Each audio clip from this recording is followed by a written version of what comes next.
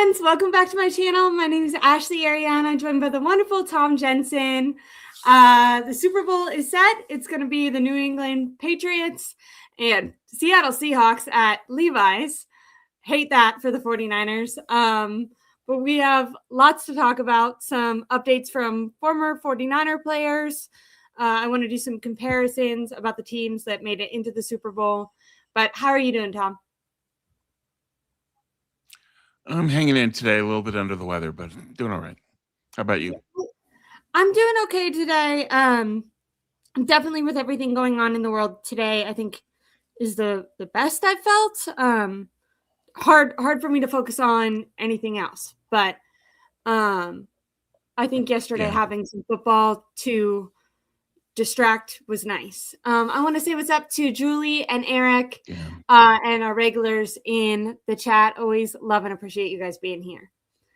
Maybe speaking of the more real world stuff, we could get into that first. And then we have some topics, rumors about the Seahawks, Patriots, and how it ties into the 49ers and their offseason that they need to have. But before we get into that, the Super Bowl is going to be held at Levi's Stadium, and it was announced today that just pre-warning you guys, I'm going to talk about politics. I'm a really political person. I did this yesterday on my chat, so I just want to we'll get to the football, but I can't not talk about these things. They're very important to me, and it just wouldn't feel right. So anyways, it came out that ICE was going to be at the Super Bowl, and a topic that I found interesting when I was seeing that, and I also saw the Warriors, Timberwolves, they faced each other the day after Alex Peretti was murdered. The game was pushed back, and some Warriors players talked about it post game. But I was thinking about masculinity because my dad, I would consider him very much like whatever America, raises you to believe is like a good man. He would took care of his parents, took care of his friends, was a great dad to me. He, served in the military.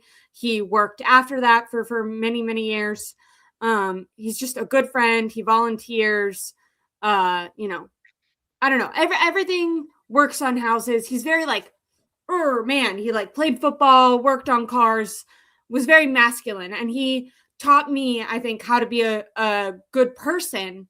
But I think learning from him, I grew to understand that masculinity meant standing up for those who couldn't speak for themselves, protecting the vulnerable, protecting your family, your neighbors,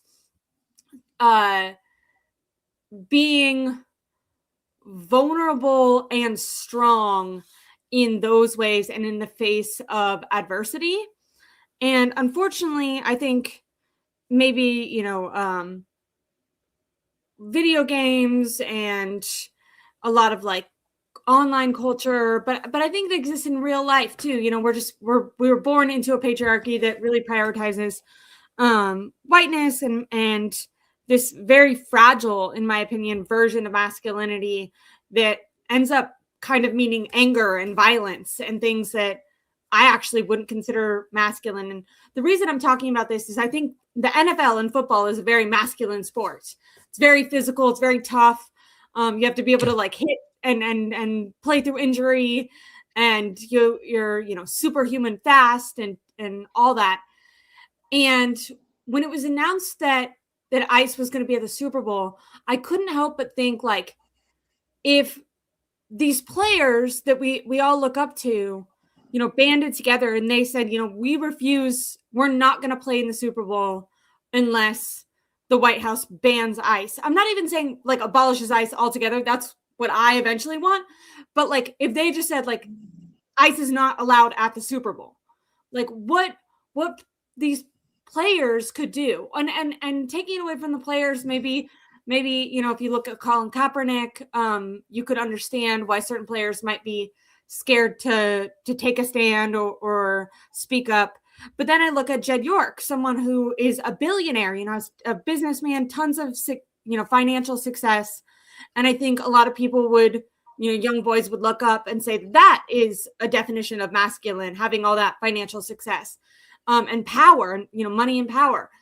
But the way that I think of it is like, first of all, I don't agree with being a billionaire, but if I did have that much money and power, like I would want to use it for good. And what I think Jed York could do, and he wouldn't do this because I don't think these are his views, but this is what I think a masculine person would do, would be, hey, we're going to back out. And the NFL has put millions of dollars, like for those who don't understand how the Super Bowl is, it's not like any other game. There's Media Row is already set up. All the dates are planned in San Francisco. The stadium has been completely revamped starting from last offseason for this Super Bowl. Like the NFL, not just Jed York, but the NFL has put so much money in this. Yes, they could have like a second, they could have like a backup plan, but it would cost them money to do that. And I'm like, I think I see these people with power and resources, and I'm like, I don't understand why you wouldn't stand up to, in my opinion, this horrible organization and use some of that power and privilege and status that you have to try to at least make this event safe. I'm not saying change the world. I'm not saying like they can, make policy change in our political climate, but they can say like just the Super Bowl, because there's going to be workers there that are people of color. There's people that are attending that are going to be people of color. My best friend is Native American, not Hispanic, but her, family has been here forever. And her mom was pulled over by ICE in San Jose just 2 weeks ago. And luckily she's okay and safe, but it's like, she's American. She's not carrying around papers. And so anyways, I'm going to transition out of this. I thought it would be interesting because we talk about football, and I do think like, when especially young boys, but even me, when I look at football players, I'm like, that's peak masculinity. And so I think when I saw this, when I see what's going on with the world and I see these people that are macho, it makes me ask myself, like, what do I think being a man or being a good person? Because I'm obviously not a man, but watching my dad, be, I think, such a great example of what a man is. Just had me, and should be. Yeah, just had me pondering, what is masculinity and thinking about that. But obviously we'll talk more about the 49ers now. It kind of relates because it's at Levi's. And so sure it does. If you guys are going, please be safe. I think I'm going, but I'm, have white skin, so I'm less afraid. But obviously that even is starting to not matter as much. There's a great book, 1994, and they talk about the author of that. He has a different book, and I'm blanking on it, but they kind of talk about back in Germany in the 1930s. They would have like white traders, which were people of the German descent that they thought were not upholding what they were going after, which was obviously trying to kill all Jews. And because they weren't like getting in line, they ended up being treated just like that. And so, if you don't think it can end up at your door, it can. And once again, my friend, she was born, she's been here, she's Native American. Her family's been here forever. So this is, if anyone's trying to tell you this is about politics, this is about immigration or anything like that. Last thing for background, ICE did not exist. Like if you're older than, if you were born at any time before 2003, ICE did not exist. Immigration is a thing. You can be someone, I'm not huge on immigration, but you can be someone who's like like you want them to do the correct thing and get legal status and go through the paperwork. What it should be is paperwork. And if those people aren't filling out paperwork, they can be arrested by the police. ICE is now more funded than the police. They're getting almost as much funding as the military. That is money that that was going to schools, that was going to healthcare. They created ICE after the 9/11 attacks. And I think, George W. Bush, he needed a reason to make Americans really angry. So they blamed, obviously, Al-Qaeda, Iraq as a whole, which wasn't even, wrong country. Iran, same thing. I mean, Afghanistan, they were in there. But additionally to attacking Middle Eastern countries, what they did was they created ICE. And ICE used to be a very small organization, and every president, even Democratic, has added to the funding of ICE, and Trump has greatly added to the funding of ICE. And that does coincide with them cutting this year in 2000, going into 2026, cutting medical and school funding. So, I'm not telling you that you need to be a liberal or a Democrat. I know I make it clear that I am, but like I have family members who like George Bush and they're Republicans and whatever, and they can see, a murder in the street and say that's not cool. They are government workers, road workers who don't have as great of retirements anymore because that is getting cut, and that money is going to ICE, which once again is an organization that does not need to exist. Even if you're in favor of like doing the legal process, it should be a paperwork thing. It should be a police thing. They don't need to have a whole separate unit to go terrorize cities. But anyways, I'm getting to football now. I did think it was okay to talk about one because I just can't talk about these things. Sure. But two, it's Levi's. You can't send super chats for some reason. Interesting. Let me check really quick. Okay. You should be able to. Well, quickly to respond to what you had to say, masculinity is being secure in yourself and being secure in your morality. What's right, what's wrong. And I think that what we're facing now is basically humanity is being tested. Yeah. And it's up to us to either decide to act upon that or not. But in essence, this world that we're now in is empathy versus narcissism. We know which side is narcissism in this. And we know that ICE is a reflection of Stephen Miller and his exceptionally racist policies. It's basically an implementation of what he wants to see. He wants to round up brown people. And it's just flat out wrong. It's just good versus evil. And in terms of ICE and what can be done, I don't think anything will be done. Money dictates all. If the Niners said, no, we're not going to allow ICE here, then Jed York loses the Super Bowl in the rotation. San Francisco would be bumped out of it permanently. Yeah. He can't do that. So for money reasons, he stays. For money reasons, the players do nothing. You need what the NBA had, which is from the commissioner down saying, we will not play games today. Yeah. You're not going to see that from the NFL. You're going to see that from Adam Silver. You're not going to see that from the NFL today. It's not going to happen. So, what can we do? We'll see. I think that if ICE takes a aggressive role at the Super Bowl and is exceptionally disruptive, that will then trigger FIFA to pull all the games of the World Cup out of the United States. It'll go to Canada, Mexico, Brazil.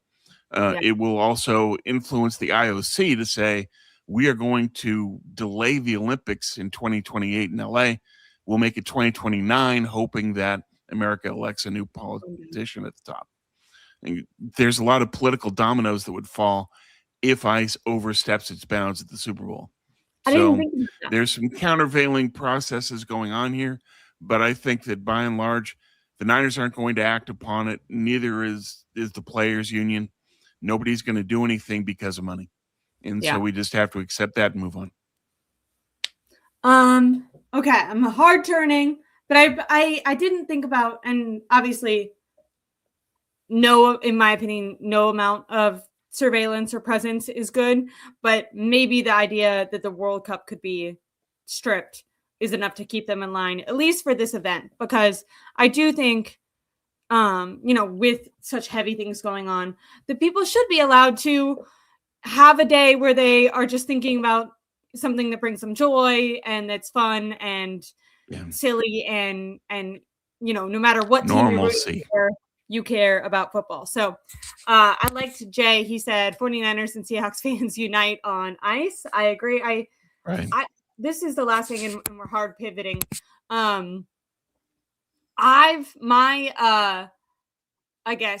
observation of NFL Twitter is that it's pretty conservative. And what I will say that gave me hope over the weekend with this happening is I'm sure there's, parts of the internet that I don't love, but I saw a lot of People who might not identify as leftist or as extreme as I am, but just people in the center, even center right, who were football fans or football commentators, and they were coming out and speaking out against this. So I think a lot of people, I mean, it's so blatantly wrong that I think people from no matter what you voted for, you can, unless you're extreme, you can look at this and be like, yep, that's not okay. Yeah. There's a line of humanity that's been crossed. It's not about the politics anymore. It's just how do we treat each other is now up for debate, and we'll see what happens going forward. I just hope that no one is hurt or killed at the Super Bowl, and we can move forward in peace. Yes, of course. Okay, hard pivoting. Thank you guys so much for sticking with me through that. Before I get into talking about what we learned from the two teams that are now in the Super Bowl, I did want to say, because it came out earlier today, Dre Greenlaw, who obviously 49ers let go, and then he was on the Broncos team that just did not advance. He talked about the practice difference between at the Broncos and with Kyle Shanahan. Tom, I got to preface this with 2 years ago, Jaquaski Tart went to the Eagles and said that the Eagles had far more relaxed practices than the 49ers. And so I'm getting different information depending on the player and where they're going. But this is because Dre said something entirely different than what Tart did. Dre Greenlaw, here's what he said between the differences of Sean Payton's practice schedule and Kyle Shanahan's. He said Sean's old school. He's going 6 days on, 1 day off. He's got his way of doing things. You're going to be practicing for 3 hours on Wednesday, 3 hours on Friday. Shanahan, he's the complete opposite. A lot of people have blamed Shanahan for having really aggressive practices, and that being maybe one of the many reasons for why the 49ers have injuries. What I will say, and this is Dre Greenlaw's on the team, I'm just talking about being a complete observer, but the Broncos and the 49ers did have a joint practice this offseason. And during that offseason, or during that practice, it was the full 3 hours, but there was significant, and this was a big deal in the offseason, there was significant team dedicated stretching, dynamic stretching, and static before and static stretching after. And I'm talking 20 to 30 minutes before and after that the Broncos had a part of that practice. So they did use a full 3 hours, but they were not sprinting and hitting each other for 3 hours. This was preseason. So I'm not saying that it didn't get more aggressive as the season went on, but I would, if I was there, I would have liked to ask a follow-up for Dre Greenlaw, when you say that they're using the full 3 hours, does that mean you're going hard for 3 hours or you're just utilizing the whole time? Because Shanahan, his practices are normally 60 to 90 minutes, right, but those are full go, and any sort of stretching and dynamic warm-ups, banded work, stuff like that, the players do on their own. It's a self motivated. It's voluntary. The players decide if they stretch or not. Yeah. Is that wrong? In my opinion, yes. Me too. Is that contributing to the injuries? Yes. Yeah. There's a lot of stuff that you can say. Part of the reason why we're saying that they need to switch out the personnel in training and strength and conditioning, et cetera, they need new practices, clearly. Yeah. The Niners are 15% above the league average in soft tissue injuries. They need to determine, okay, why? Go through everything.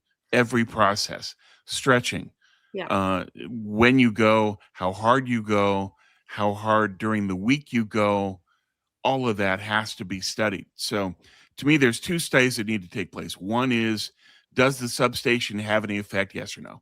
I think it's tinfoil, but what you need is player buy-in. So you have a study, and the study says up or down, it's a problem or it's not. And the goal of the study is player buy-in so that this goes away as an issue. You get an up or down. And if you get something where they say it could be a problem, okay, there's an easy solution to me. It's okay, tear up the west parking lot west of Levi's. That becomes the new play at the practice area. And then you switch it. And then the practice area becomes where the parking lot space goes. You just Yeah. switch the two. Yeah. And now you don't have a substation issue. And that's a lot cheaper than $20 million to move the substation. So I think that's easy enough to solve. It's just put in the man hours and the work so that you know, is this a problem, yes or no? And then the other one is you study the team's practice schedule, its habits, its practices, stretching, everything. And you have sports medicine people going over that and determining what's right, what's wrong. You have a best practices study of what the league does and say, okay, here are the teams that don't have as many injuries as us, which is nearly the entire NFL. Okay, what do they do? Let's follow that. And now let's poach people from those staffs and hire them. Yeah. And I think that's 2/3 of the issue is just deal with the substation, deal with the practices. And then the third one on injuries is stop drafting players that you know are really hurt. Injury prone. Now, Michael Williams had a long injury history last year. There's players in this draft. McCoy from Tennessee, the DB, he missed the entire season because of ACL. Chris Bell, the wide receiver from Louisville, ACL injury, done for the year. All of that needs to be look studied. at that and be All like, that needs he's to be going to dealt with. really get him on a deal. Yeah. It's just all of those things need to be studied, dealt with, addressed, so that you put this to bed. Because 8 of the last 9 top 10 in injuries in the league, that's not just football. That's not just bad luck. That's bad process. Process has to change. They need to look at the head of the athletic training staff. They need to look at the strength and conditioning, their practices, maybe the time of day that they're practicing.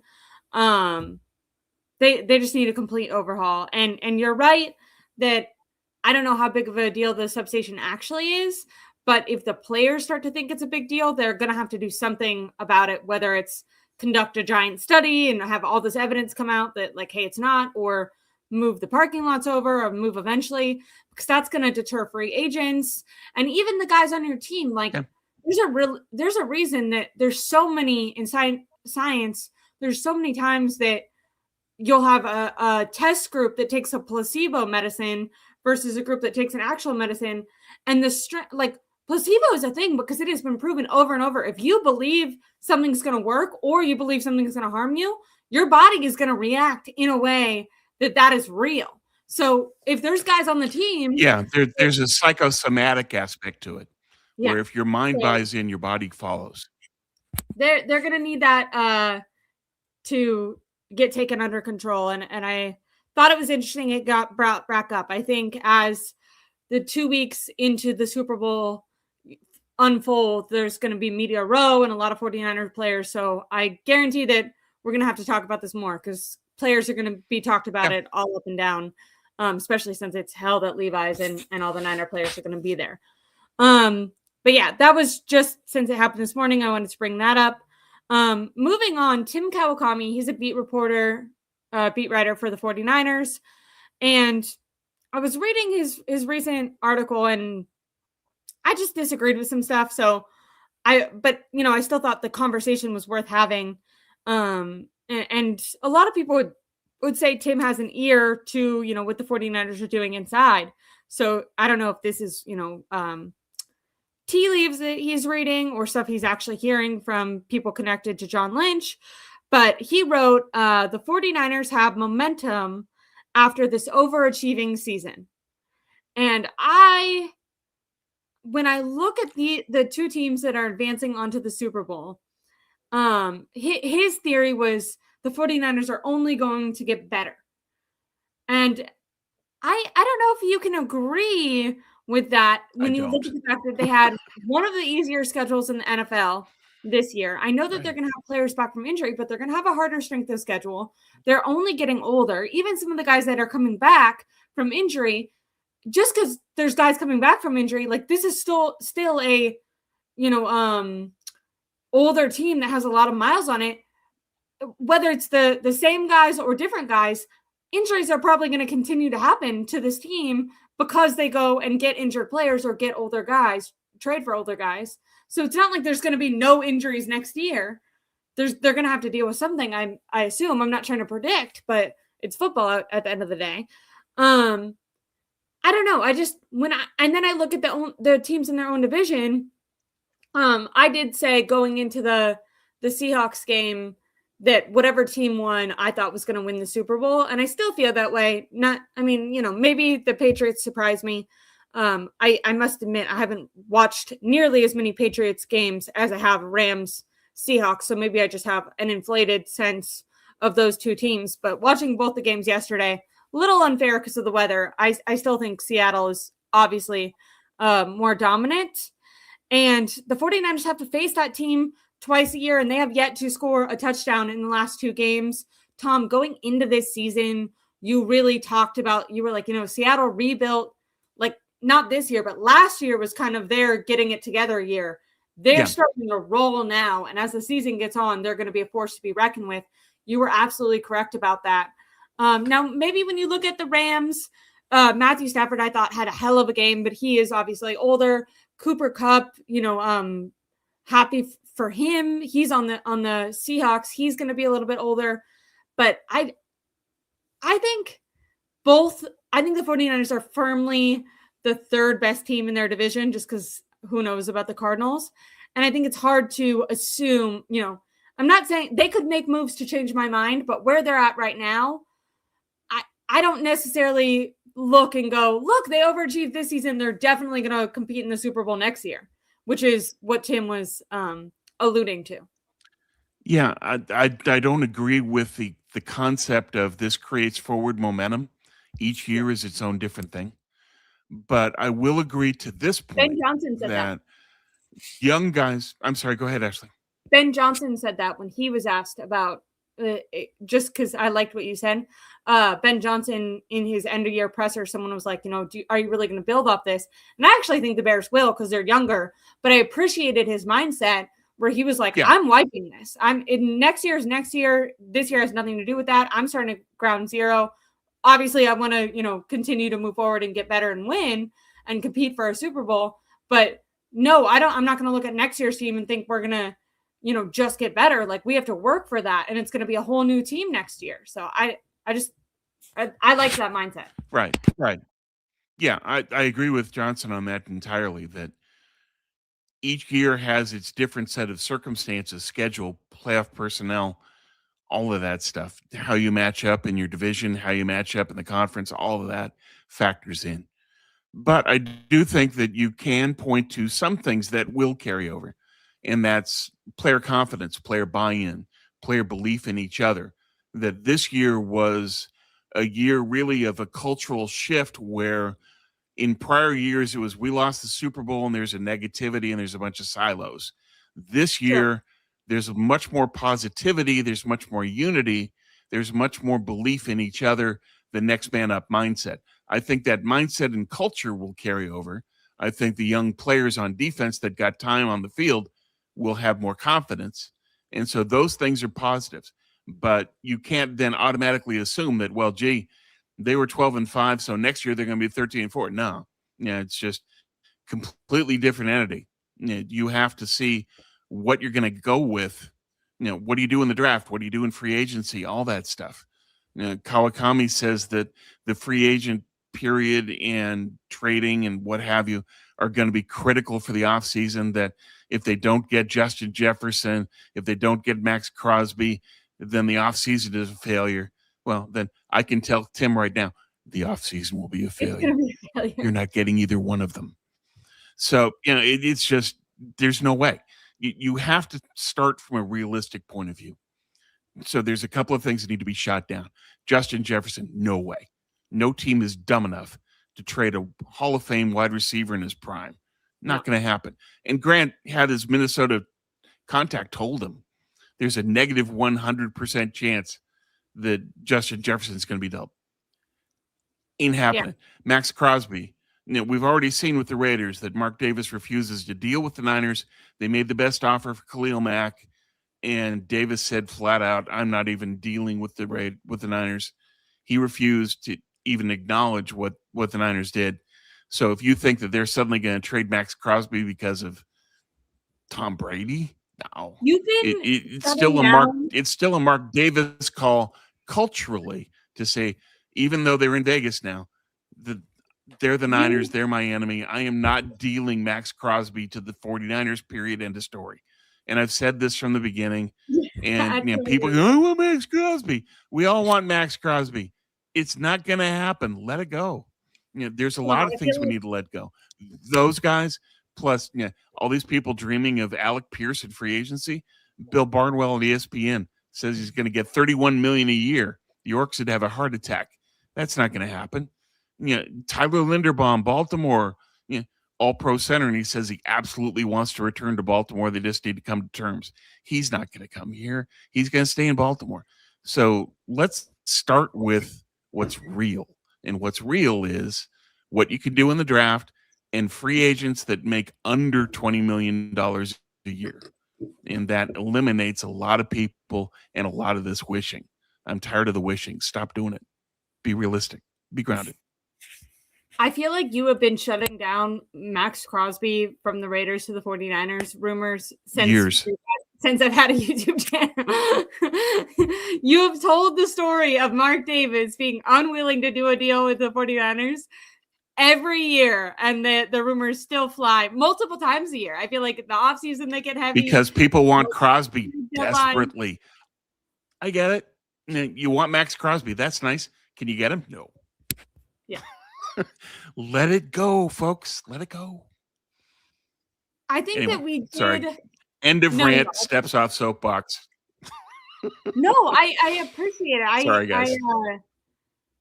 I when I was reading Tim's article, and he does say that he's like the offseason will be a failure without those two additions, and I was like, I don't know. I do find that small-minded. People think I'm a 49ers hater, and I'm like, I think there's ways that they could significantly make me feel optimistic this offseason without those two players being a part of the deal. They need to invest in the trenches, though. They do. They're going to need speed. When I saw Seattle against the Niners, the thing that I thought was they are tough and physical and aggressive. And they're beating up. They're bullying the 49ers. 49ers used to be the bully. Now the Seahawks are. When I saw the Seahawks against the Rams, that physicality was still there. But what I really noticed was their speed.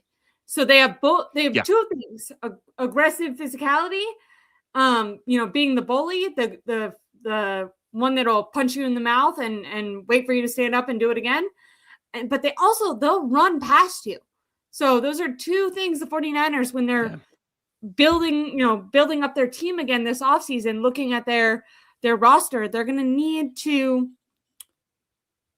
address the parts of their team that aren't just weaknesses in general, but that the Seahawks are specifically built to exploit. Because beating your division needs to be number one, before you can. You don't go anywhere otherwise. Yeah. So the NFL, just quickly, if I could, Ashley, sorry. What the NFL comes down to is size, speed, power. The more you have of players that do those three things, the more you can win. And that's proven over time. And so the Niners, you look at it and say, okay, do we have size? No. Our offensive line is the smallest in the league. Do we have speed? No, we're the slowest team in the league. Do we have power? No, because we're too small. And so the offense needs to add all three of those elements. And the way to do that isn't to dream of players you're not going to get. It's what are you going to do in the draft? What are you going to do in free agency with players that the Yorks are willing to spend on? That's your starting point. That's the origin. Tom, what I will say when you talk about the money aspect, Alec Pierce, in that same article from Tim, that, by the way, got a retweet from Matt Mayoko, and Matt Mayoko, seemingly had ties to the organization. In addition to talking about those two free agents, he did say that the 49ers are going to have a lot more money to work with this offseason, and that last offseason, Jed York had them pull back. They do. There's one distinction I would draw. The availability of money doesn't mean it'll be spent. That's what we don't know. You can have all the cap room in the world. They could have $900 million in cap room. If the Yorks aren't willing to spend $50 million of it, it still comes down to what are they willing to spend. And I think that they've already proven to us that they weren't willing to accept what they were going to have to pay to Ayuk. They felt they got trapped by it. And so if their objection is to paying a wide receiver what they paid Ayuk, there is no way they are going to spend $31 million a year on Alec Pierce. That's not going to happen. I see in the chat that people say Kyle Pitts. Stefanski takes over as the head coach in Atlanta. His tight ends this year for Cleveland caught balls for over 1,000 yards. He's going to want to keep Kyle Pitts. So there's a lot of people we need to let go of dreaming about in free agency. And the top 3 in my list of let it go are Alec Pierce, Kyle Pitts, and anybody that makes over $20 million a year. The Yorks aren't going to do that. I think they're willing to spend, but they're not willing to spend on an individual into the 20s. I think that it's more realistic that if this is somebody that can make in the teens, okay, that's possible. If it's somebody where the entire league is bidding on this guy, it's not. And so that takes away Pierce. That's stressful. Sorry. The 49ers have a lot of needs, and you really hope that you see some aggression within that. I think there will. It's not going to be the very top people that make too much money for the Yorks to say, I'm not going to do that. They're going to need to draft well, and we'll get into maybe how they do that. But they're also going to need to be aggressive, I think, in free agency. And to go into this question, I think they're kind of already doing that. I think they've already, last season, they gave up on like going all in. Now they're not like tanking, but last year you would say, you know, when they decided to prioritize money and at least on defense youth, that they've shifted into rebuilding mode. Now they still had some core player, you know, and I don't mean core, some long-term players that are older that you would think they're not trying to just like waste them. So they are, you know, trying to compete, but they did not go all in or make moves that they could have made if their ultimate goal was to really, really compete. I think they want to. Yeah, it wasn't a full out all in. Yeah, I think they want to be in the mix because that keeps you making money. The from the Yorks perspective, being in the mix is important, but I don't think they are doing the thing where they're, you know, chasing a Super Bowl 100%. I think they're slowly trying to turn over their roster while trying to maintain relevance and not like, you know, be the Cleveland Browns. Well, no team is ever going to admit they're rebuilding because that's dynamiting the fan base. The fan base doesn't want to hear rebuild. They want to hear reload. They want to hear we're going to keep contending. We're just going to add pieces as we go. Right. Yeah, it's always the same couching of stuff. But let's be real here. We saw the Seahawks-Rams game in the NFC Championship.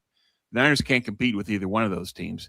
They're going to have, you know, if you want to use I would say a reimagining of how they can beat these teams, because how they do it now won't work. We've seen that Seattle shuts down what Kyle does currently. He's going to have to reimagine the offense. And that's not just in scheme, but also obviously in personnel. So you got to see what you could do around that. J-Dog asked a couple times in the chat, sorry, I want to get to him. He's asking about Quentin Nelson. Can the Niners trade Mac Jones for Quentin Nelson? What can it take to get to Quentin Nelson? Here's another one. Nothing. He's not leaving. He's All-Pro Hall of Fame guard. He is an anchor of the Indianapolis offensive line. They're not trading him for anything. He is not someone the Niners can acquire. What they're going to have to do instead of saying the guy that's already established that's All-Pro, great, Hall of Fame, they're going to have to find in the draft who is that guy. And they'll have to look at that and say, all right, in this draft at 27, if we stay put, is there somebody at that pick in the first round that we could look at and say he might be the next Quentin Nelson? I don't think you can get that player at 27, but I think you can get a very good guard like Pregnon from Oregon would probably be available at 27. If they want to use the first round pick in the offensive line, you know, we'll see. Daniel Jeremiah had his first mock. He had the Niners very fortunately lucking into Kenyon Sadiq of Oregon, their tight end, falling to the Niners at 27. I don't think that'll happen, but it shows that Sadiq is falling, and that if the Niners move up slightly, they might be able to get him. And I think that that might be the move, is that if Sadiq does fall to 20 or lower, I can see the Niners at that point aggressively trying to trade up to get him. And they need him. Kittle, you don't know what you're going to get going forward. He's probably the middle of next year, maybe slightly earlier than that, and he's 32. They've tried to get a tight end for years and failed. So I think that Sadiq is somebody that they would actively, aggressively pursue if he's within range to trade up for. If he goes at 15, they can't get that high. If he goes in the 20s, maybe they could. So I think that that could be a move, is to look at that and evaluate Sadiq. He's shorter. He's like 6'3", but a phenomenal athlete, powerful. He's a great inline blocker. He's a great receiver. He's great in the red zone. He's somebody that could really help them. So he's somebody that I could see.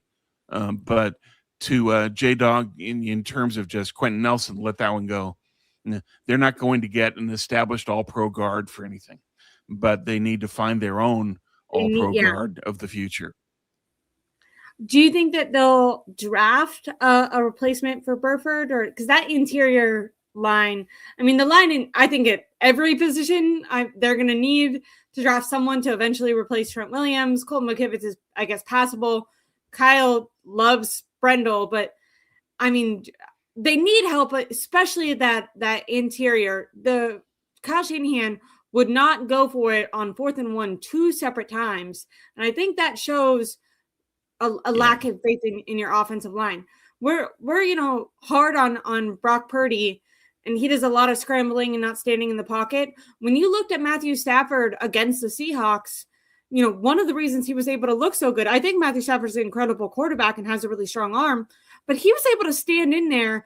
And the Seahawks, they have a good defense, but it kind of looked night and day, the Seahawks facing the Niners versus the Seahawks facing the Rams. Those look like two teams competing with each other.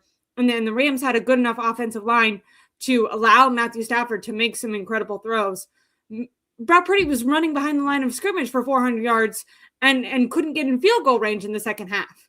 That's the difference between that's the difference between Sean McVay and Kyle Shanahan. McVay invested in free agency in the interior offensive line specifically for this purpose, to say we want size, speed, power on the offensive line so that Stafford has time to throw, because that's how we're going to win. And so for the Niners, you have to say, how are we going to win? How are we going to win if our offensive line is light, doesn't have power, and doesn't have enough speed? And so what are they going to do? Are they going to spend in free agency for an offensive lineman? Probably not, because most offensive linemen that can start are close to, if not above, that 20 million line. So again, are the Orcs willing to spend, and is Kyle Shanahan, as the de facto GM, willing to spend the money in free agency for an offensive lineman, a veteran offensive lineman that can help them right away? Probably not. So I think that what they're going to be looking at is guard, either in the first, second, or third round. I think one of those three will be a guard. And it's a good draft for that. The draft is relatively deep at guard. Whether they do that in the first round, I think they would be much more likely to make a trade up or pick Sadiq or a wide receiver. I think that would probably be the first round pick. Maybe a DB if one of the top DBs falls to them. But in likelihood, it's probably wide receiver. So someone else said wide receiver, and that pissed me off. Doesn't piss me off. Like, they need it. They need this. Yeah. But it's just, I guess, upsetting to know that they've already made so much investment on offense to try to get a weapon and failed repeatedly. Do you think that they would use? I have an additional question. You talked about maybe trading up if it's not too much in the first round. Are there guys in the second and third round that you think Kyle would start on the offensive line if they drafted them this year? Like you said, it's a good offensive or guard draft. Is that? Yeah, there's a couple of guards that are available that would be where they pick in the first, around 27. Pregnon of Oregon would be one that would fit what Kyle wants, in addition to being about in the discussion as best player available at that pick. The guard from Penn State is a phone booth mauler. He is frequently mocked relatively high in the 20s or in the low 20s. He's not a player that Kyle would consider because he doesn't have the speed. Kyle wants the outside zone fast guy. What Kyle will always look at, especially at the combine, what's his time at the combine in the 20 shuttle. You want to predict who the Niners are interested in the offensive line? Whoever has the fastest times there are the players that Kyle is most likely to be interested in, if any offensive lineman. So Pregnon, relatively quick guy, and plays in a system that the Niners scout heavily. They are on Oregon throughout the year, multiple scouts. So he's a possibility. The Ione from Penn State, no, they're not going to take a phone booth guard. The other possibility is Jennings Dunker from Iowa. He's the best run blocking guard in the draft. He's incredible. He pancakes people, and he'll have to move to guard in the NFL because he can't play on an island in the league. He would get killed. But as a run blocker in the league, he would be impact right away. The question is he fast enough for Kyle to consider him? We'll find out. So what Dunker does in Indianapolis at the combine is going to be important in terms of if he's somebody that they're going to look at.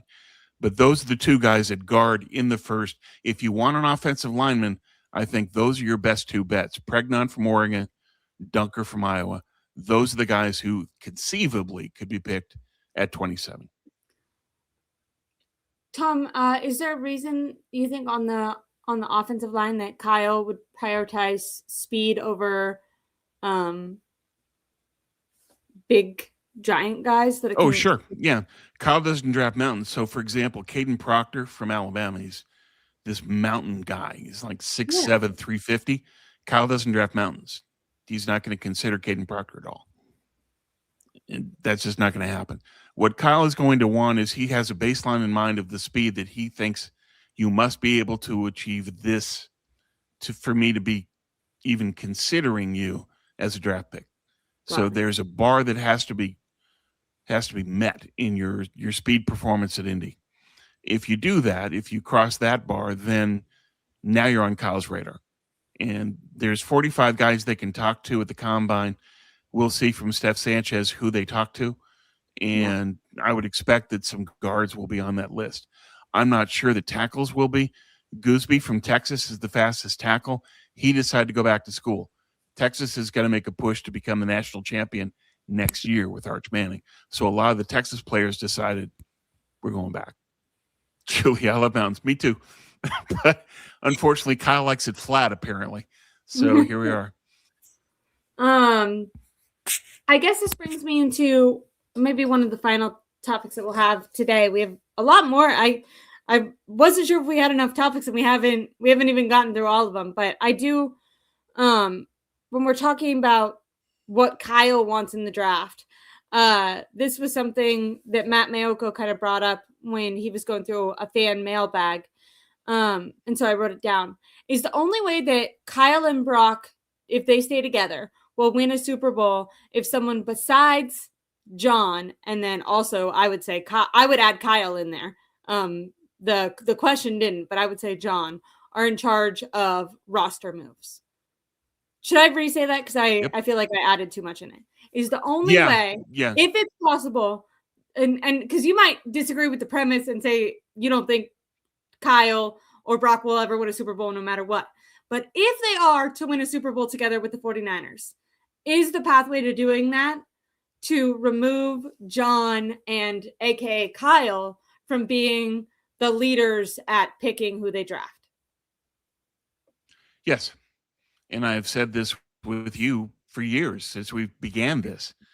If the Niners want to win a Super Bowl, they have to replace who makes the decisions on personnel. Kyle has a cap blueprint at offensive line. He wants to save on the cap by not spending in free agency at the offensive line. He doesn't do that very often. He's only done that a couple times. The problem is that he then combines that with not drafting the offensive lineman either. And that's philosophy for him. So can you win a Super Bowl with Kyle maintaining the premise of, I don't need to invest in the offensive line and free agency or the draft. Can they win a Super Bowl that way? No. They came real close, but they lost because they didn't have somebody that could match up at offensive line. Yeah. First Super Bowl against Kansas City, pressure against Garoppolo, 1 for 9 with a pick. That's because your offensive line lost. Yeah. And now the Super Bowl with Brock. Why did you lose? Because they couldn't pick up the unblocked blitzers. Yeah. And so they had plays where the receivers were wide open, and if Brock could make that completion, the Niners win the game, and they couldn't because the offensive line got beat so quickly that Brock had no way of completing the pass. And that's all on Kyle. That's his philosophy. If you have offensive linemen that could have stopped those players, you complete that pass, you win the Super Bowl. So to me, yeah, there's no way. Kyle is going to have to. The only way that they're going to win a Super Bowl with Shanahan and Purdy is with a new GM. And I don't think that'll happen this year. Lynch is under contract for one more season. At that point, I then think that they're going to bump John up to just be team president, and then they hopefully will consider hiring a new outside GM. The guy that I want is Ray Agnew. He's the assistant GM in Detroit. He's considered one of the top talent evaluators in the NFL. Okay, I like that name. I like what you're saying. I don't like it because I wish that they were doing something more now. But I think it is realistic to anticipate that they're not moving on from John now. Mostly because we know that Jed Yorks likes to save money, so he's not going to want to pay John. They'd rather preserve his ego and preserve their wallets and let him just let the contract fizzle out. Now, what we can say is it does seem like they are going to be willing to do that, because in previous seasons, when they've been a year to 2 years away from their contracts expiring, Jed has already given them extensions, and he hasn't done that yet, which tells me his eye is on, like, I'm not trying to say they're on the hot seat, but there might be this pressure that, like, okay, if you don't nail it, like, you're not going to be fired, but we're going to move you over and take a little bit of power away. Additionally to just that seeming realistic, I also think we would have heard, like, you hear about all the head coaching interviews, all the interviews, we would have heard that Jed York was conducting interviews with GMs, and we haven't heard anything about that. Right. We would have seen some activity to either keep Lynch or let him go. Yeah. Mike Val says, Detroit, I asked us to draft Penei Sewell. What else has that guy accomplished? Detroit has drafted the most all-pros and Pro Bowlers over the last 5 years of any team in the league.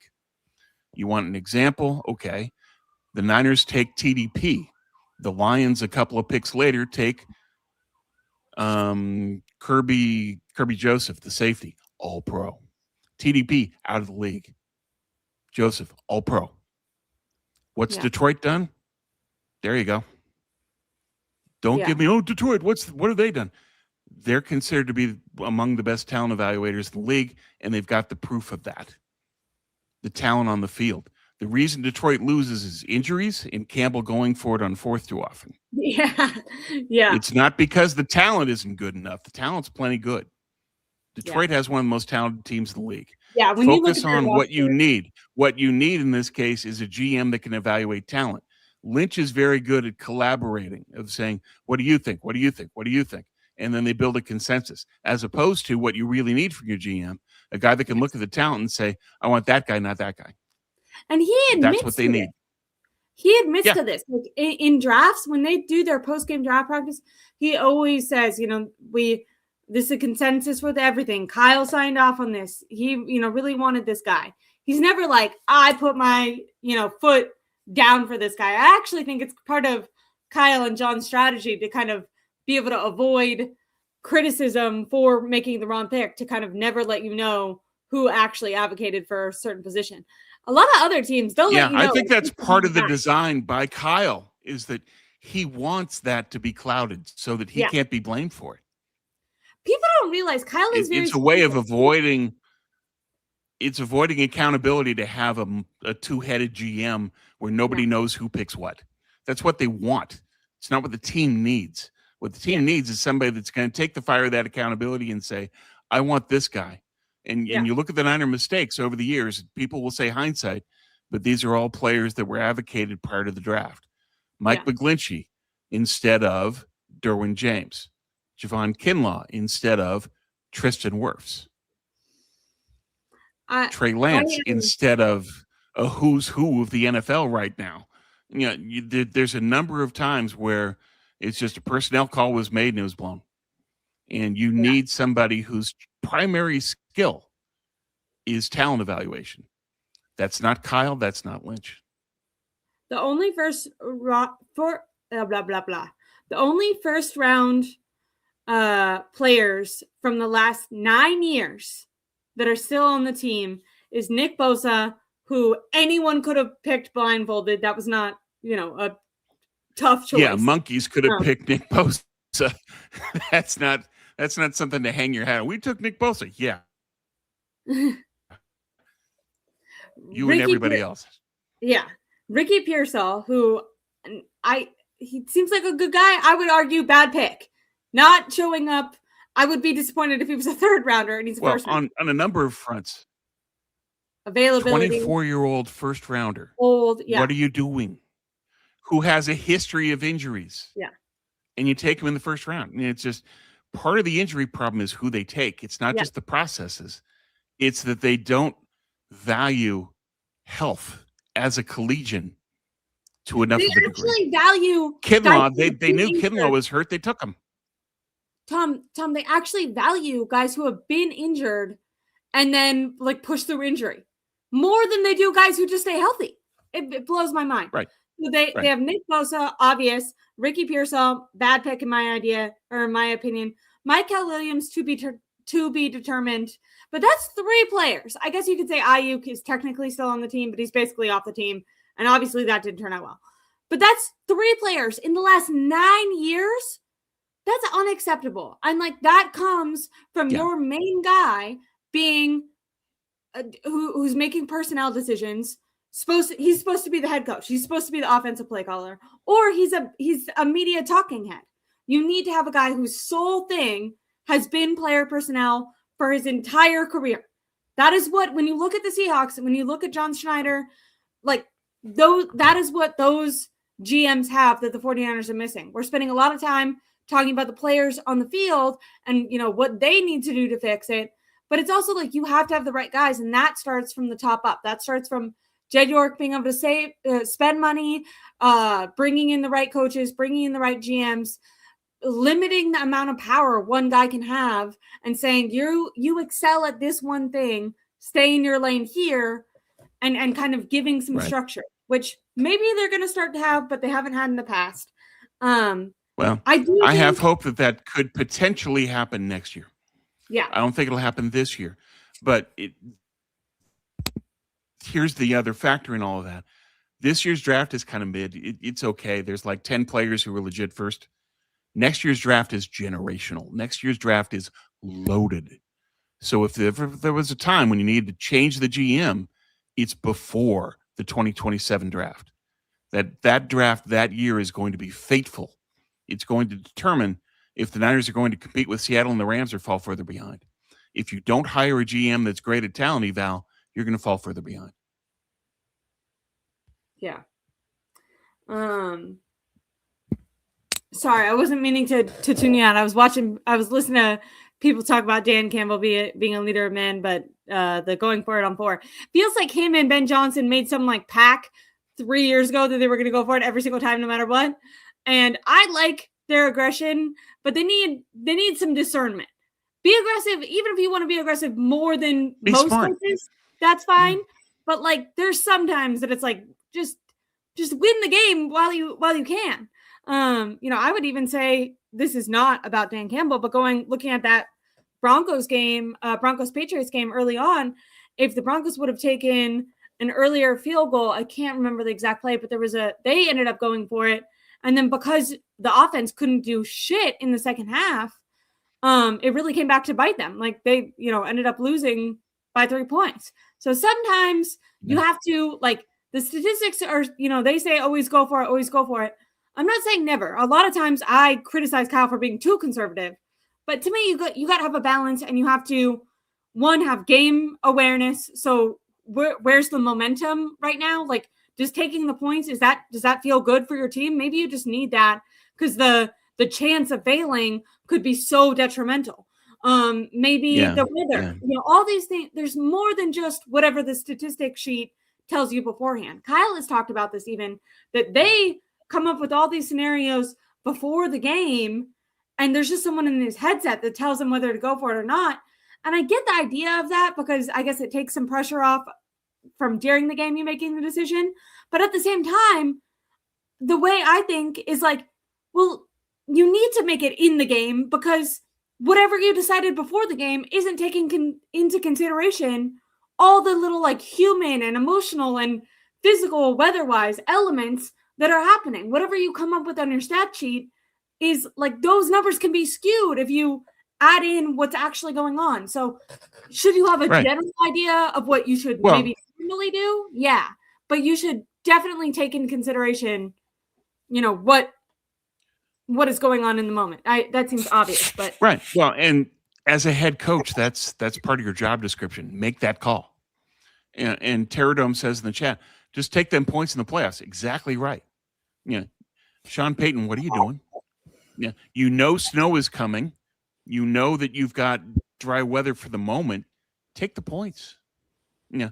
I don't think that's backseat driving to say in that situation, you have to be smarter than that. You have to kick the field goal. It's part of why Denver is not in the Super Bowl. Yeah. That was a coaching mistake. Yeah. But you can't just have a sheet that says, no matter what, I'm going to do X. No. You have to read what's the momentum of the game? How are you winning? How are you losing? What time is it in the game? What's the weather factor going to be like now and going forward? There's a million different factors, and that's why you're the head coach. Make that call. Yeah. Tom, I think we're going to have a lot more to talk about before the Super Bowl, because like I said, going into this, I wasn't sure if I had all the topics, but we didn't even get through all of them. But I had such a good show. I really love the people in the chat. This was great, Ashley. It's fun to kind of bring in the elements of the be able to watch football without it actually affecting your team, and then compare what they're doing right and wrong with no emotional attachment to then your team that you're more emotionally attached to, So well, it's just stay grounded, and I think that's a problem for Dan Campbell, is that while he's a great leader of men, he can be too emotional in the moment and say, go for it on fourth no matter what. I think that's why Detroit hasn't gone to the Super Bowl yet. Yeah. Last things, I think, because we were talking about masculinity at the very beginning. Julie's in here saying, real men can cry. I completely agree. Men can be in touch with their emotions. People are saying Tom was cooking tonight. Tom's always cooking. Thanks, man. Thanks. Hey, I like to cook. I think Tom deserves. I'm not a great cook, but I'm a good cook at what I do. But what I do is like 5 things. So limited range. But thanks for the shout out. I appreciate it. Tom, I think you deserve. And this was a great time, Ashley. Thank you. I think you deserve so much credit for coming into this year saying you guys don't understand what the Seahawks have going on. Maybe it's because you're there, so you have a more updated view of what they've been doing for the last 2 years.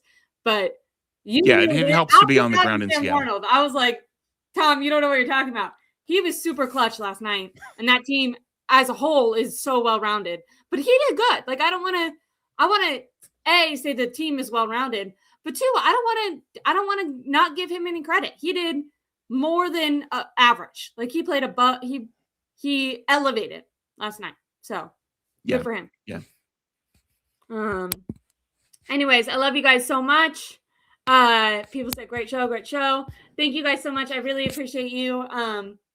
And obviously thank you for sticking with me through the beginning. We're going to be going live again next week.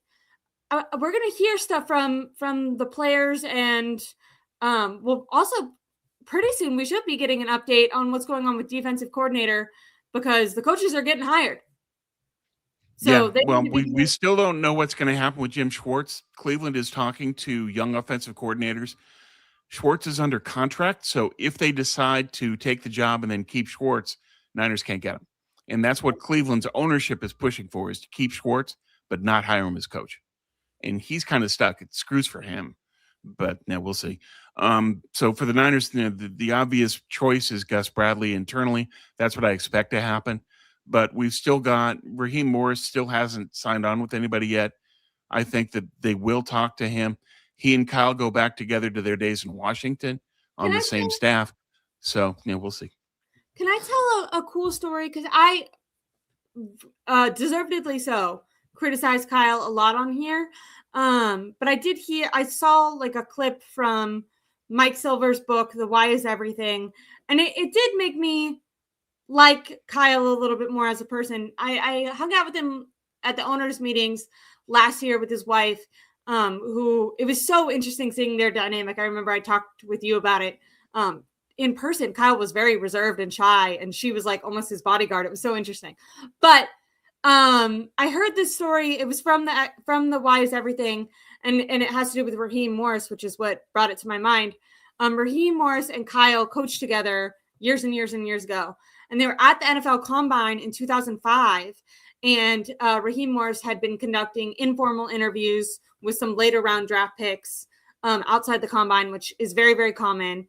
And then they went out that night, also very common in Indy. You always hear about the coaches and the assistant coaches and all that fraternizing. They were walking back into a building, and police racially profiled Raheem Morris. They thought he was someone else. They tackled him to the ground, punched him, and Kyle Shanahan was like, "Oh my God, what is going on?" and jumped in and like started like pulling the cops off of Raheem Morris. Both of them ended up getting, pseudo arrested. They didn't end up getting charged, but they got thrown in jail that night. The next night having to go to the Combine. Apparently, it was a big deal in 2005. Papers came out and the people that made the biggest deal, or the writers made the biggest deal about Kyle, and they, painted him. They were like, it's this drunk Nepo baby. His dad's in the league, whatever. And look at him. He's just getting arrested. He's not taking it serious. It wasn't until over 10 years later, when Raheem Morris was with the Rams, that he went back. He was back in Indy, and the police chief came and did like a formal apology and stuff like this. But it was over 10 years later. And that's what made me like Kyle. I was like, wow, that was. Yeah. That's a great story. Thanks for sharing that. And it doesn't. That's kind of scary to think that's what happened. My God. Yeah. But hopefully Raheem is somebody that they look at and talk to. I want to make sure that they at least talk to some people that are viable candidates, as opposed to just fait accompli saying, well, it's Gus Bradley's job. Here you go. Talk to people, get their ideas, get their thoughts on the team, the roster. I hope that they talk to Raheem and expect that they will.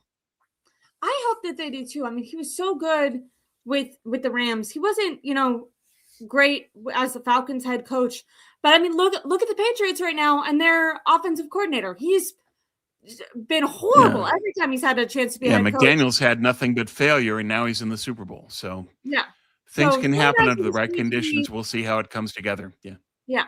Some guys are just made for their element. So I do cross my fingers. I hope that Kyle doesn't just hire Gus Bradley. I hope he does interviews with Raheem. I hope and I know Raheem doesn't run the defense that he likes, but it's like, you have to be open to change. We've talked about this a lot. When you're going against these teams that understand your system, they understand your scheme, I would actually invite new ideas and new schemes and new systems to give yourself. But I don't know. But here's the problem: is you say, okay, we want to go to a 3-4. Okay, 4 of those guys are linebackers. Fred Warner. Who are the other 3? They're not on your roster. They can't go to a 3-4, literally, because their linebackers are that bad. So at least for this year anyway, they are locked into the wide 9 because they can't go to a 3-4. They don't have the personnel for it, period. Kind of scary. Anyway. Talk to Raheem, move forward, make a smart decision, go forward. But I hope that they don't just make the internal decision that the easiest thing to do is just to promote Gus Bradley. Talk to people. I hope not too. I wonder if one of the reasons it's taking a little longer is maybe they are waiting to see what happens with Cleveland so they can do an interview with Jim Schwartz. I hope hopefully, because because that would But be the no chances one are would get a great guy. that Cleveland is in all likelihood, the new coach would be a fool to say, "Oh, I don't want to keep Jim Schwartz." You kidding? The one thing the Browns have done is had a great defense for the last 3 years under Jim Schwartz. If you're a new coach, the dumbest thing you can do is to say, "I'm going to bring in my own guy. I don't need Jim Schwartz." Every new coach needs Jim Schwartz. So I don't think there's any chance that he's going to be available, but I'm glad to hear that the Niners are at least waiting to see what happens with him. And I hope that that also means that they're going to talk to Raheem. So we'll see how it goes. But my expectation, though, is that it's going to be Gus Bradley eventually. It's just a matter of time. I don't know if you saw that, but I tried to do a dramatic eye roll. Yeah. But I think you're probably right, because whoever gets hired at Cleveland would be stupid to not have Jim Schwartz. But it'd be so good for the Niners, because not only is he great at what they want to do, but he beats Kyle Shanahan. So it's killing two birds with one stone. And I would hope, if they do have that opportunity, that they go with that over the familiar hire. But that's to be determined. Like I said, we're going to be going live talking about these updates as they come out. And then Super Bowl is going to be here in the Bay Area. So we'll talk about the players and all the coaches, questions they get, and the coaches who are there as well. Thank you guys so much for joining me. Thank you for Tom. As I said in the chat, Ashley. you're always cooking. But thank you. And thanks, Julie, JM, all the regulars. I really appreciate you guys. And I love you so much. Have a good start to your week, and bye.